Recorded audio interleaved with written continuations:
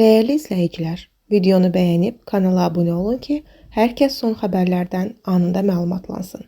ABŞ prezidenti Donald Trump Azərbaycana məxsus YouTube xəbər kanalından paylaşım edib.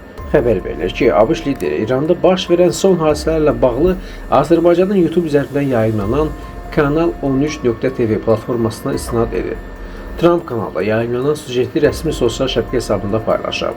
Prezident İrana qonşu ölkə kanalından paylaşdığı video ilə mitinqdə iştirak edənlərin sayının durmadan artdığını göstərib. Lənkəranda ailənin 10-cu uşağı dünyaya gəlib. Cənub Rosneftadan xəbər verilir ki, Lənkəran rayonunun Sinovli kənd sakini 45 yaşlı Samirə Məhrəliyeva 10-cu uşağını dünyaya gətirib. Lənkəran regional perinatal mərkəzə doğulan uşağın cinsiyyəti oğlandır. Qeyd edək ki, 26 ildir ailə quran ailənin 10 uşağından 7-si qız, 3-ü oğlandır. Qızlardan 5-i artıq ailə qurub. Samirə Məhrəliyevanın 8 nəvəsi var.